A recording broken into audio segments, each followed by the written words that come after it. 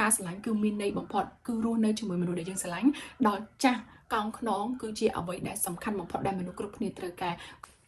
ជំរាបសួរបងប្អូនទាំងអស់គ្នាវីដេអូមួយនេះខ្ញុំចង់ជម្រាបជូនទៅដល់ជាពិសេសបងប្អូនដែលគាត់ទើបតែចាប់ផ្ដើមជីវិតគូហើយក៏ចង់បញ្ជាក់ប្រាប់ថាធម្មតាទេគ្មានគូណាដែលមិនចង់ចាប់ដៃគ្នាហើយខ្លាចជាអ្នកមានទេប៉ុន្តែគាត់តែចង់ប្រាប់ថាកុំភ្លេចសន្សំលុយកុំភ្លេចសន្សំសុខផងហេតុអីបានខ្ញុំនិយាយចឹងនេះគូខ្លះគាត់ប្រឹងប្រែងចាប់ដៃគ្នាពីដំបូងស្រឡាញ់គ្នាណាប៉ុន្តែគាត់ផ្ដោតទៅលើអនាគតខ្លាំងពេកគាត់ចង់ឲ្យអនាគតគាត់រីកចម្រើនគាត់ចង់ឲ្យអនាគតគាត់មានបានគាត់ចង់ឲ្យអនាគតគាត់ធូរធារខ្លាំងពេករហូតដល់ថ្នាក់ខំត្បិតត្បៀតមិនហ៊ានចាយមិនហ៊ានវិនិយោគទៅលើសេចក្តីសុខរបស់មនុស្សទាំងពីរអ្នកហ្នឹងទៅវិញទៅមកវាឈានទៅដល់ពេលវេលាមួយនៅពេលដែលសន្សំបានដោយជោគជ័យអត់អីទេប៉ុន្តែដល់ពេលអត់ជោគជ័យវាខាតទាំងពេលវេលាវាបាត់បង់ទាំងភាពផ្អែមល្ហែមមិនមានអ្នកណាម្នាក់មិនចង់ខ្លាចជាអ្នកមានទេនៅថ្ងៃអនាគតក៏ប៉ុន្តែ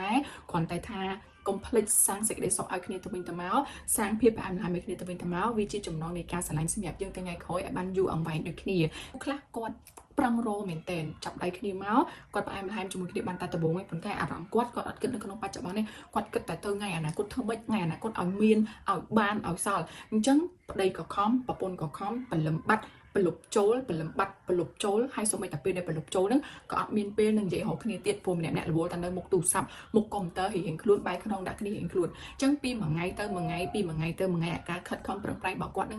ងបានបំភ្លេចចោលនៅទំនាក់ទំនងប្តីប្រពន្ធទំនាក់ទំនងនៃការផ្អែមល្ហែមជាមួយគ្នាអញ្ចឹងយូរទៅគាត់ខ្លាចទៅជាសមាជិកគ្រួសារធម្មតាគាត់លែងជាប្តីប្រពន្ធដូចមុនហើយអញ្ចឹងអារម្មណ៍ដែលជាសមាជិកគ្រួសារធម្មតាបងប្អូនគឺមានអារម្មណ៍ថាវាដូចអត់សំខាន់ដូចប្តីប្រពន្ធដូចសង្សារដែលស្រឡាញ់គ្នាពីដំបូងទេអញ្ចឹងចង់ម្នាក់ទៅណាក៏ទៅចង់ម្នាក់ទៀតទៅណាក៏ទៅចង់ម្នាក់ទៀតញ៉ាំបាយអត់ក៏អត់បញ្ហាម្នាក់ទៀតញ៉ាំបាយប្រពន្ធញ៉ាំបាយហើយគ្រប់ទុកឲ្យប្តីមកញ៉ាំតាមក្រោយវាជារឿងធម្មតានិយាយរួមទៅលែងខ្វល់លែងទៀមទាលែងចង់បានលែងបញ្ញាប្រច័ណ្ឌអានឹងហើយវាគឺជាបញ្ហាដែលពីមួយថ្ងៃទៅមួយថ្ងៃទៅថ្ងៃមុខវានឹងឈានទៅដល់ផ្លូវមួយដែលលែងសំខាន់ចំពោះគ្នាឈានទៅដល់ការបែកគ្នាបើសិនជាសំណាងល្អគូយើងស្មោះត្រង់គូយើងអត់មានមហិច្ឆតានៅក្នុងការស្វែងរកក្តីសុខជាមួយនឹងអ្នកផ្សេងទេអញ្ចឹងយើងអត់បែកគ្នាអីយើងសំណាងនៅជាមួយគ្នារហូតដល់ចាស់ប៉ុន្តែបើសិនជាសំណាងអត់ល្អគូយើងទាំងពីរអ្នកមាននរណាម្នាក់មានចិត្តចង់ទៅរកអ្នកផ្សេងមានចិត្តចង់ទៅរកអ្នកទី3ឬក៏ភាពឯកានឹងបានធ្វើឲ្យដៃគូរបស់យើងនឹងមានអារម្មណ៍ថាលែងមានសេចក្តីសុខជីវិតគូលែងមានន័យគាត់នឹងទៅរកអ្នកផ្សេងទៀតអានឹងហើយគឺជាបញ្ហានៅពេលដែលយើងជោគជ័យទៅលើទ្រព្យសម្បត្តិជោគជ័យទៅលើមុខចំនួនប៉ុន្តែយើងបានបរាជ័យទៅលើគូជីវិតដែលស្អីយើងចំណាយពេលច្រើនពេកទៅលើការឈោងចាប់ភាពជោគជ័យទៅថ្ងៃអនាគតទាំងយើងអត់បានថែរក្សា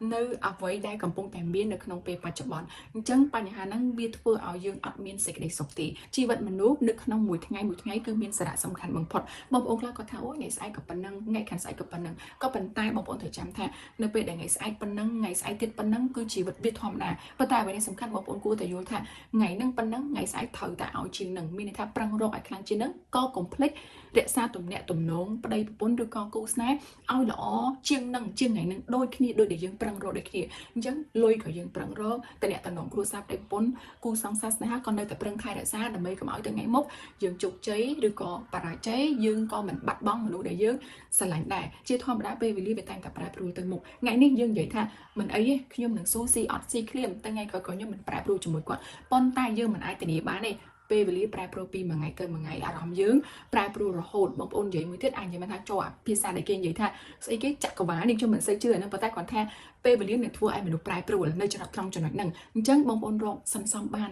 ប៉ុន្តែកុំភ្លេចចាយឲ្យគ្នាញ៉ាំអីដែលឆ្ងាញ់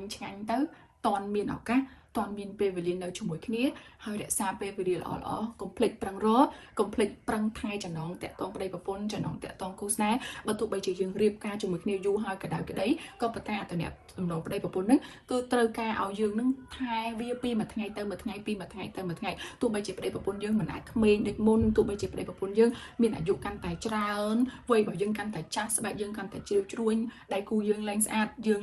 យ៉ាងម៉េចក៏ដោយក៏ប៉ុន្តែការស្រឡាញ់មួយគឺត្រូវតែនៅក្មេងជានិច្ចអញ្ចឹងបងប្អូនខ្ញុំជឿជាក់ថានៅពេលវ័យរលួយបងប្អូនប្រកាសជាមិនសូវខ្វល់ទៅលើការស្រឡាញ់ក៏ប៉ុន្តែនៅពេលដែលចាស់ទៅអាយុជីវិតចុងក្រោយបងប្អូននឹងដឹងថាការស្រឡាញ់គឺមានន័យបំផុតគឺរស់នៅជាមួយមនុស្សដែលយើងស្រឡាញ់ដល់ចាស់កោងខ្នងគឺជាអ្វីដែលសំខាន់បំផុតដែលមនុស្សគ្រប់គ្នាត្រូវការកុំឲ្យភាពជោគជ័យរបស់យើងទៅថ្ងៃអនាគតបន្សល់នៅភាពឯកាតែយើងម្នាក់ឯងណាអញ្ចឹងគឺចំណាយពេលរួមគ្នាធ្វើយ៉ាងណាជោគជ័យជាមួយគ្នា រស់នៅដល់ចាស់កោងខ្នងជាមួយគ្នាផងដែរអរគុណច្រើនជម្រាបលា